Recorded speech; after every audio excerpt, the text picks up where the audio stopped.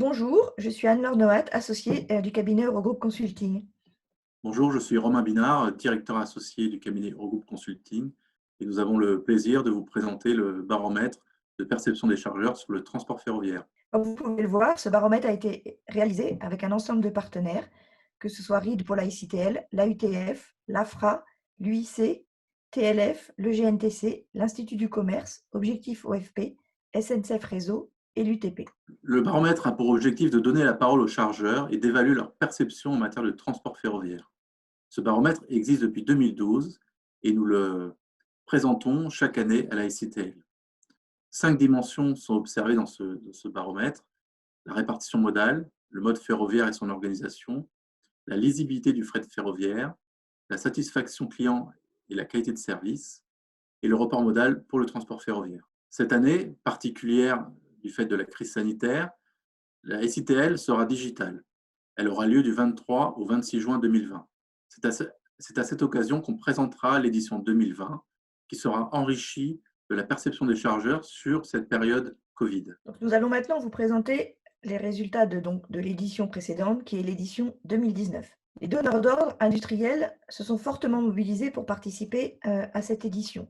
Ils constituent 75% du panel, le reste étant composé à 16% de commissionnaires de transport et à 8% de donneurs d'ordre distributeurs. Comme vous pouvez le voir sur le graphe à droite, vous avez la répartition des types de marchandises transportées, avec finalement deux grands paquets. Un premier paquet autour d'une vingtaine de pourcents des flux concernant les produits dangereux et la chimie, la grande conso et les granulats et les matériaux de construction, et le reste étant composé de bois et papier, métallurgie, agriculture, automobile et de divers pour environ 10%. Notre panel cette année est majoritairement représenté par des acteurs français, 77%. Presque la moitié du panel fait un chiffre d'affaires supérieur à 500 millions d'euros et leurs marchandises circulent à part égale en France, en Europe et à l'international. Cette année, pour la première fois, le transport combiné rail-route vient concurrencer le transport routier. Nous avons l'habitude de demander comment se répartissent les modes de transport par type de marchandises. Et donc, vous avez ici le graphe assez complet qui représente ceci. Et en mode de transport, nous entendons le ferroviaire conventionnel, le combiné rail-route, le combiné rail-fleuve, le fleuve-route, le routier pur, le fluvial et le short-sea.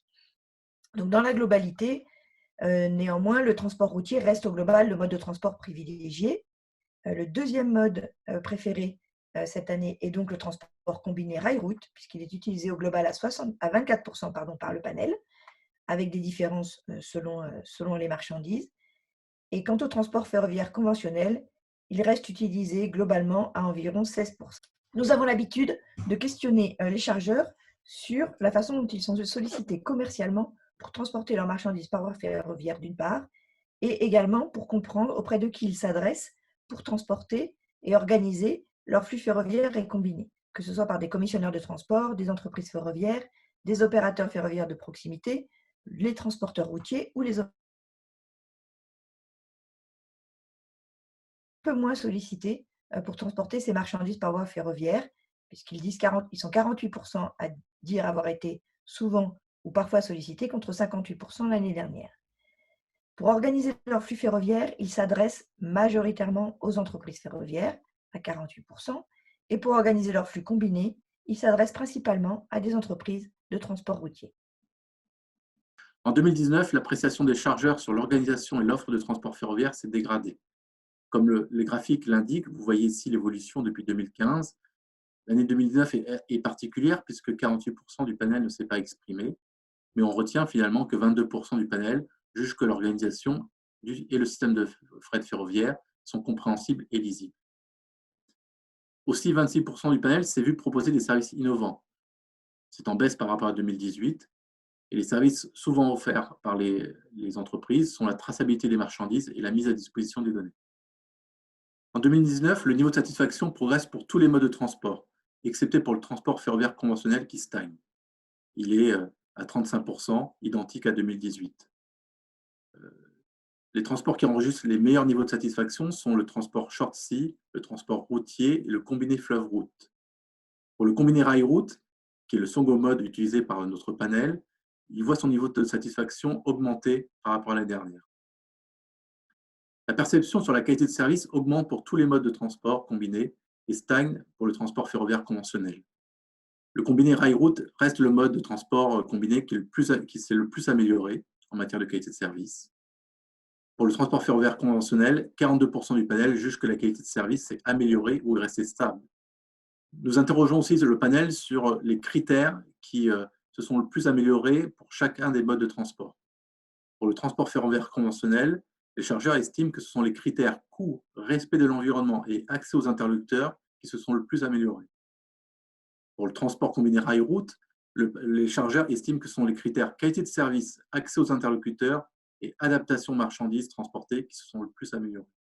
Afin de comprendre comment s'effectue ou comment s'effectuerait le report modal vers le transport ferroviaire, nous demandons à notre panel de classer un certain nombre de critères que vous pouvez voir sur le graphe de droite.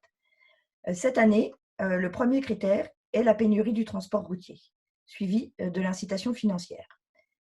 Nous demandons également vers quel mode s'effectuerait le report modal. Quel serait le mode privilégié vers lequel ils porteraient leur flux. Et cette année, 82% des répondants se tourneraient vers le transport combiné plutôt que vers le transport ferroviaire conventionnel. C'est en forte hausse par rapport à 2018. Et le mode combiné privilégié serait le transport combiné rail-route pour 42% du panel. De même, cette année, c'est le combiné rail-route qui devient le transport offrant le plus de perspectives d'évolution à moyen terme. Comme vous pouvez le voir sur les graphiques, on pose la question de savoir si finalement ils envisagent une augmentation, une stagnation, un déclin de transport par les modes en question. Et donc, pour 44% du panel, ils imaginent que les flux seront en augmentation pour le combiné rail-route, contre 38% pour le transport conventionnel. Qu'est-ce qui ferait que les flux augmenteraient?